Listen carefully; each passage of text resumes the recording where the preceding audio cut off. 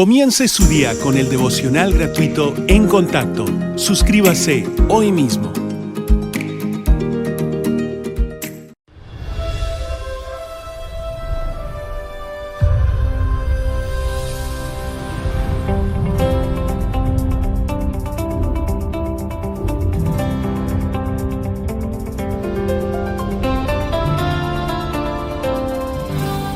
En Contacto con el Dr. Charles Stanley, celebra 45 años de la fidelidad de Dios. Hoy en el programa En Contacto, el cumplimiento de una promesa. Una cosa es saberse una promesa bíblica y otra experimentarla. Hablamos de las promesas de Dios y la Biblia está llena de ellas. Hay quienes dicen que hay 40,000, 32,000, 8,000, pero como ya hemos dicho, lo importante no es la cantidad, sino el hecho de que Dios las ha cumplido todas y nunca ha olvidado ninguna. Sus promesas vienen de dos formas, pueden ser condicionales, es decir, su promesa está sujeta a algo que debe suceder o no suceder. O también pueden ser incondicionales, es decir, Dios promete que hará algo y eso hará bajo cualquier circunstancia y eso no cambia. Él es el gran Dios de amor, quien desea darnos promesas por las cuales vivir. Pensemos en esto por un momento. Mucha gente se pregunta por qué Dios no contesta su oración. Una de las razones es que piden algo que no es su voluntad. Y segundo, ellos dudan. Y una de las razones por la que dudan que Dios contestará su petición es porque no tienen una base sobre eso. Es decir, piden, pero es algo emocional. Esperan y desean, pero sin base. Si usted le pide a Dios que le guíe en algún aspecto, o si hay una necesidad en su vida, su oración debe tener una base que le sirva como ancla a su fe. Necesita una promesa bíblica. En la palabra de Dios hay muchas promesas, hay una para cada cosa que necesitamos, cada una está aquí. Así que en este mensaje deseo usar una historia del Antiguo Testamento como una pista de cómo Dios contesta a las oraciones. ¿Cómo cumple Dios sus promesas? Hemos dicho que algunas de ellas son incondicionales, se cumplirán así y nada puede cambiarlas. Deseo mostrarles esa senda, y no es que nunca haya escuchado esos relatos, pero lo que quisiera que viera son los principios divinos uno tras otro en la historia de Abraham. Le invito a acompañarme al capítulo 12 de Génesis. Comencemos desde el principio, ya lo hemos leído, pero deseo que veamos esta promesa tan clara que Dios le dio a Abraham en los primeros versículos de Génesis 12, versículo 1. Pero Jehová había dicho a Abraham: vete de tu tierra y de tu parentela y de la casa de tu padre a la tierra que te mostraré. Y haré de ti una nación grande, y te bendeciré y engrandeceré tu nombre, y serás bendición. Bendeciré a los que te bendijeren, y a los que te maldijeren maldeciré, y serán benditas en ti todas las familias de la tierra. Una promesa incondicional, un pacto de 8 partes de Dios a Abraham. Y quisiera que observemos lo que sucede en la vida de este hombre, porque pasó mucho tiempo antes de que Dios cumpliera todas estas promesas. Y una de las razones por las que perdemos sus mejores bendiciones es porque su tiempo no se adapta al nuestro. Y aquí hay un ejemplo perfecto en esta porción de la Escritura. Entre los capítulos 12 y 22, vemos qué pasa cuando alguien no espera en las promesas de Dios, sino que toma cartas en el asunto y el resultado que eso trae. Entonces, lo primero que deseo que anote es lo siguiente, y es que Dios expresa sus promesas con toda claridad. Es decir, Dios nunca nos diría, estoy pensando en esto.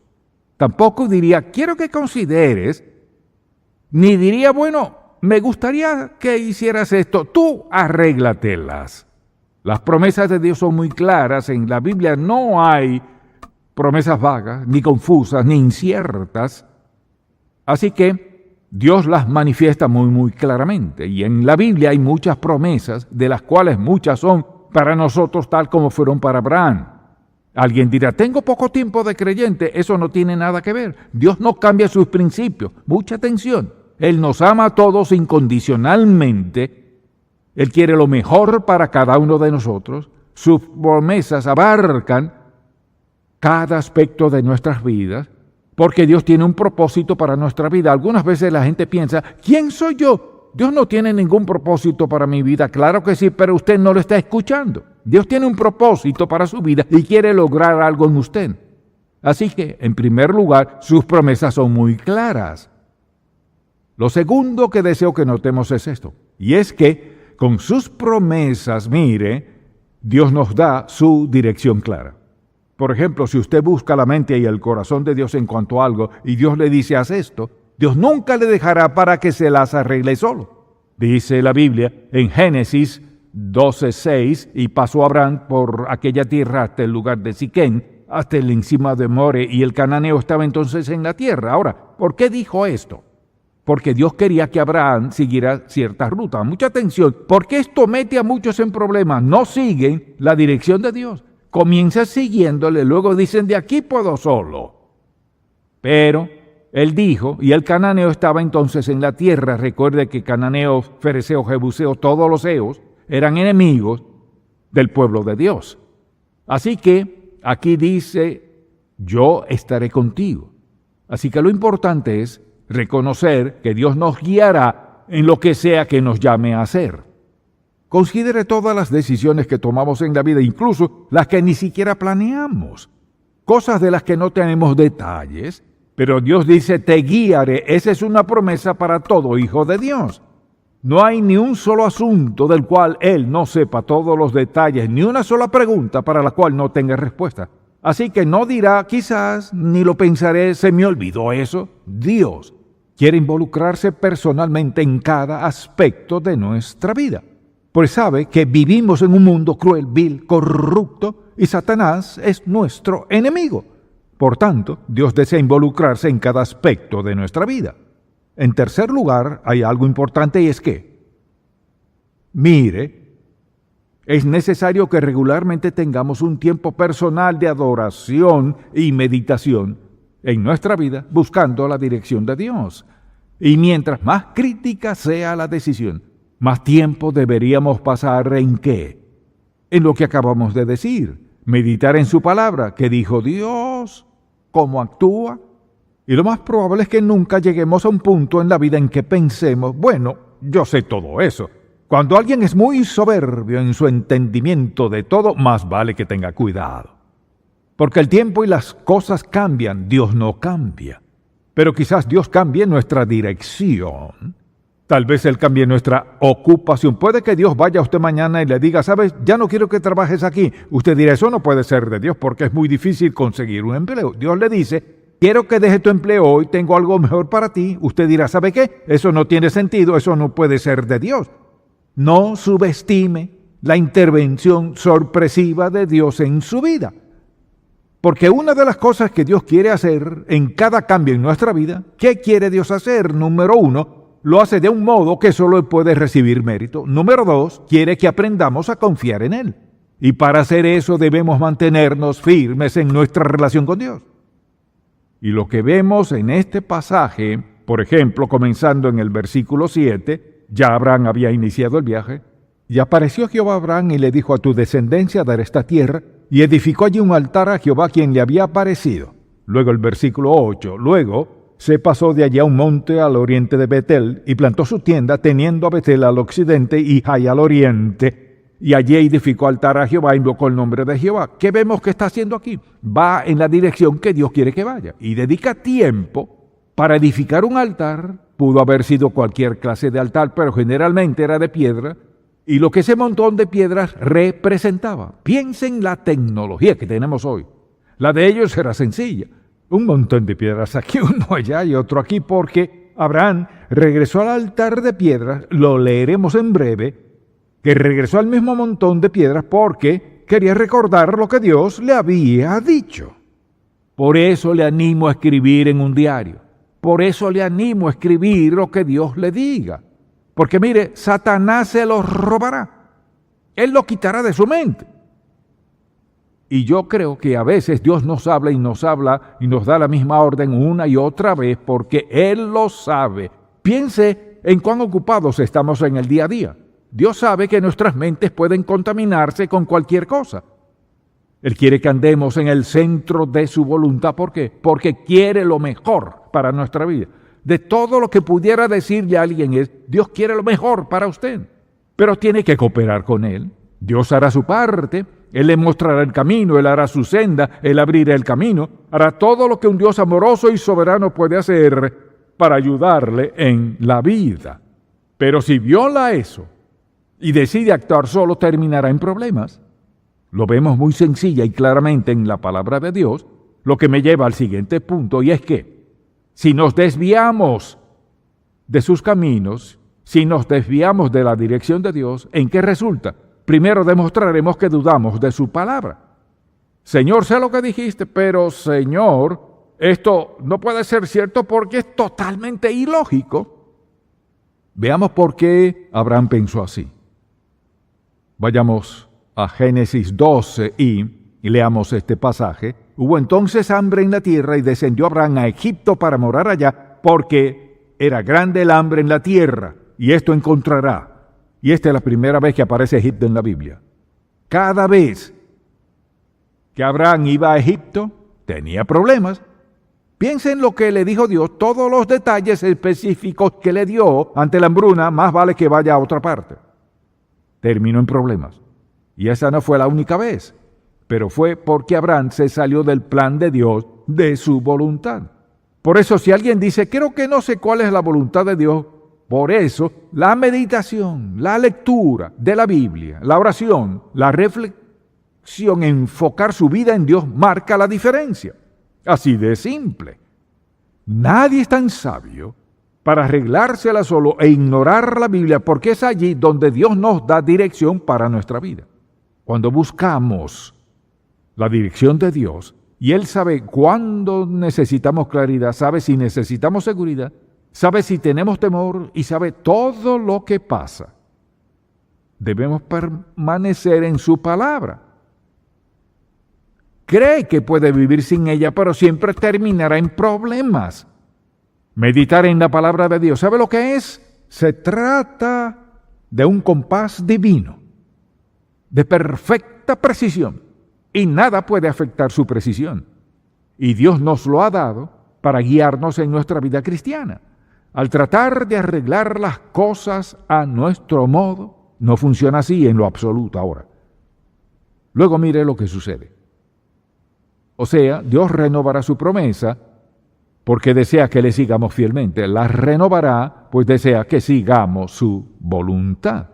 Vayamos a Génesis 15, estamos omitiendo algunos capítulos que no es necesario que leamos ahora porque no hablan de esto, pero en el capítulo 15, versículo 1. Después de estas cosas vino la palabra de Jehová a Abraham en visión diciendo, no temas, Abraham, yo soy tu escudo, y tu galardón será sobremanera grande. Y respondió Abraham, Señor, ¿ahora qué me darás, siendo así que ando sin hijo? Y el mayordomo de mi casa es ese Damaseno Eliezer, uno de sus siervos. Dijo también Abraham, mira que no me has dado prole, y he aquí que será mi heredero un esclavo nacido en mi casa. Y luego vino a él palabra de Jehová diciendo, no te heredará este, sino un hijo tuyo será el que te heredará. Y lo llevó afuera y le dijo, mira ahora los cielos y cuenta las estrellas si las puedes contar. Y le dijo, escuche, así será tu descendencia. Y creyó a Jehová y le fue contado por justicia. Y le dijo, yo soy Jehová, que te saqué de Ur de los Caldeos para darte a heredar esta tierra.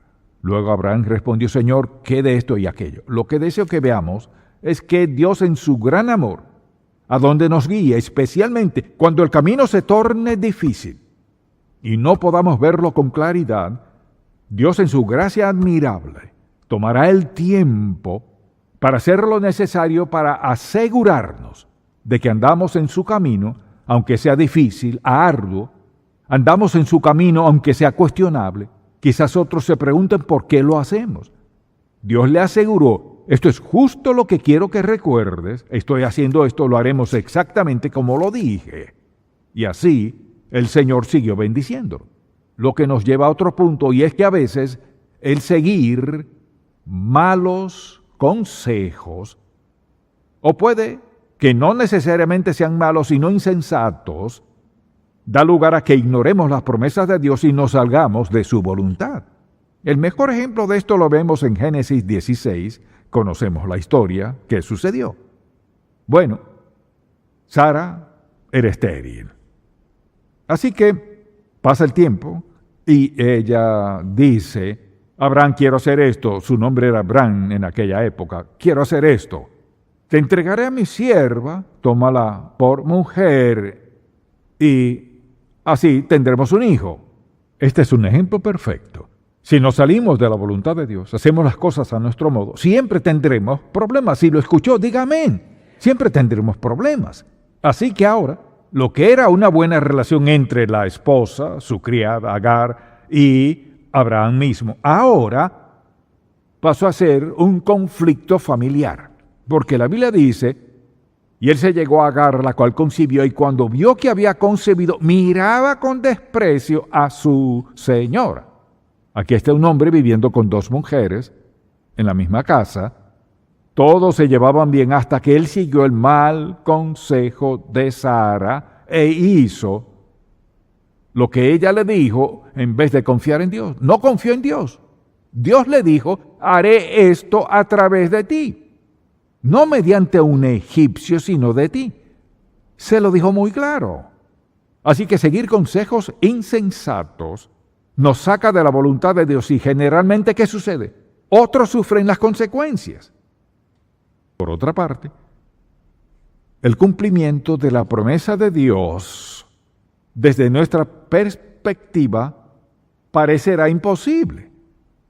Esto lo vemos en Génesis 17, donde el Señor le habla a Abraham y le dice lo que hará.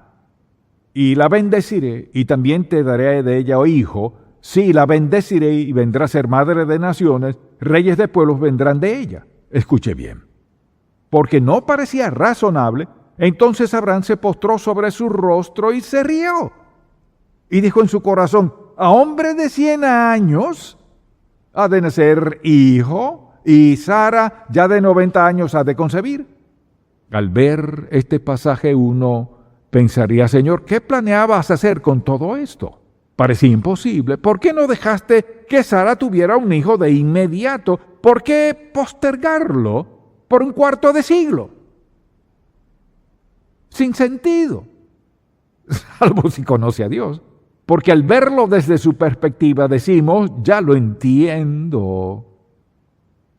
Al escuchar eso, Abraham se rió, Sara se rió, ambos se rieron de lo que Dios había prometido hacer en su tiempo y a su manera y bajo sus condiciones. Abraham siguió a Dios, lo obedeció, y tan difícil como le haya parecido en ese momento. Lo que me lleva al siguiente punto, y es este. El cumplimiento de la promesa de Dios podrá demandar que hagamos algo que pareciera ser contrario a lo que nos ha prometido. Dios había prometido que mediante ese hijo, Isaac, bendeciría a toda la humanidad. Luego un día Dios le dice, Génesis 22, aconteció después de estas cosas que probó Dios a Abraham y le dijo: Abraham, y él respondió: heme aquí, y dijo: toma ahora tu hijo, tu único, Isaac, a quien amas, y vete a tierra de Moriad, y ofrécelo allí en holocausto sobre uno de los montes que yo te diré. Esto no tenía sentido, porque parecía que Dios se estuviese contradiciendo a sí mismo. Había dicho: mediante este hijo bendeciré a todas las naciones.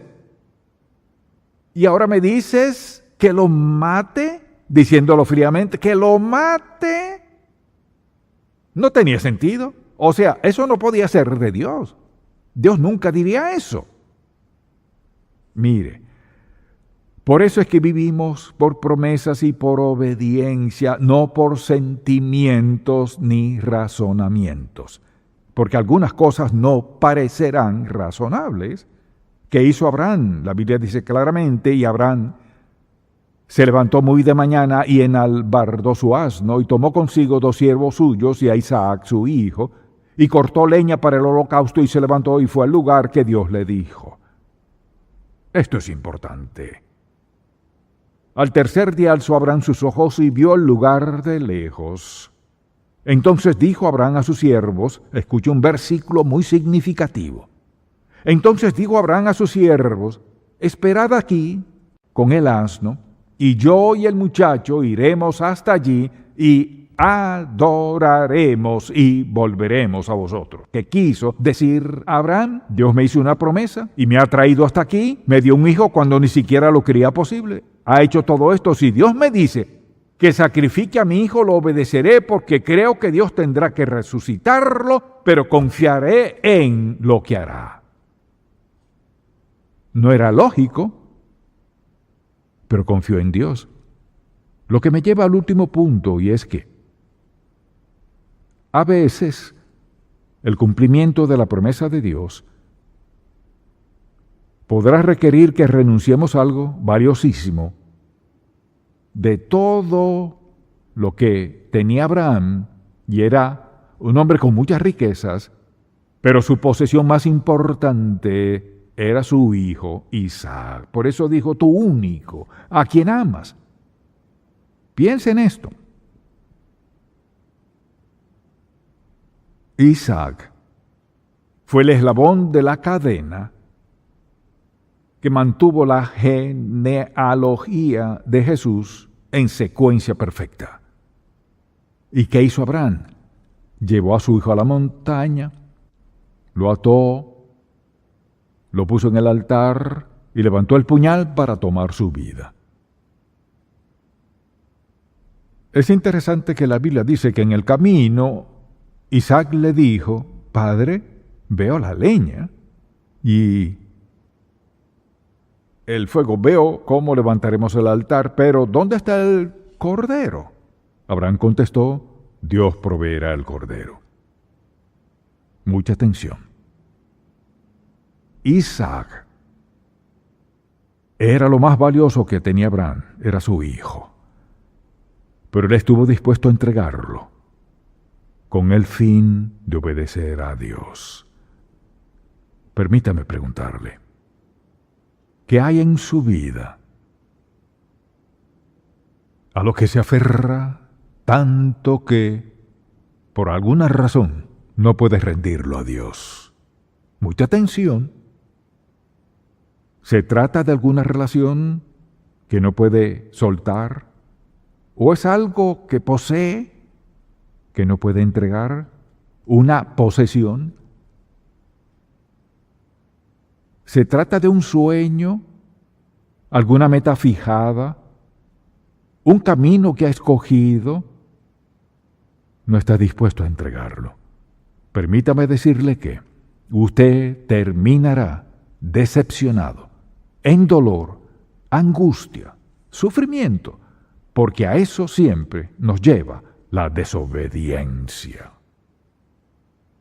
Pero si se lo entrega a Dios, mucha atención, nunca perderá.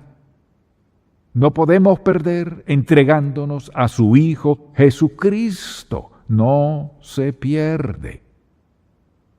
No podemos ganar aferrándonos a lo que Dios quiere que entreguemos.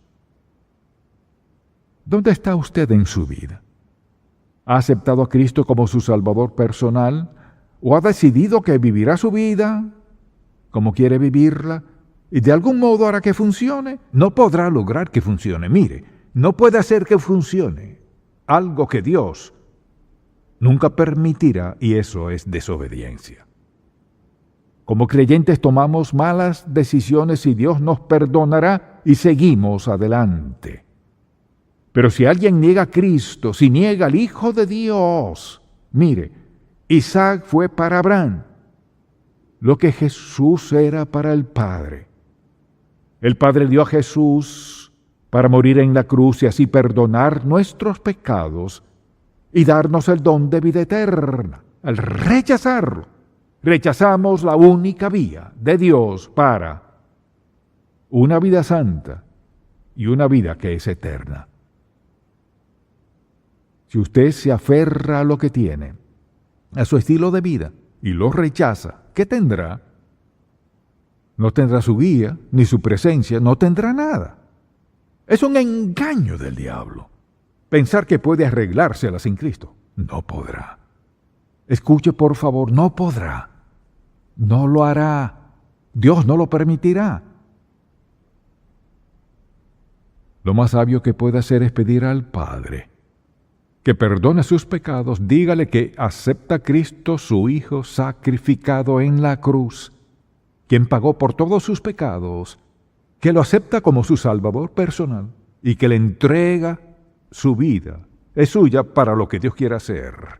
La decisión más sabia que tomará en su vida. Padre, te pido que tu Espíritu grabe estas verdades tan profunda y firmemente, que no puedan olvidarlas, ni ignorarlas, ni tergiversarlas de ninguna manera. Te amamos porque nos amas. No nos jactaríamos de merecerlo, pero en el fondo sabemos que somos tuyos desde la creación. Y quienes somos tus hijos también te pertenecemos por la redención. Nuestra oración es que la gente en todas partes descubra quién eres. Y como tus hijos venimos hoy a ti a decir, Señor, si nos aferramos a algo en nuestra vida que no cuadre con tu plan, hoy te lo entregamos, Señor, en el nombre de Jesús. Amén.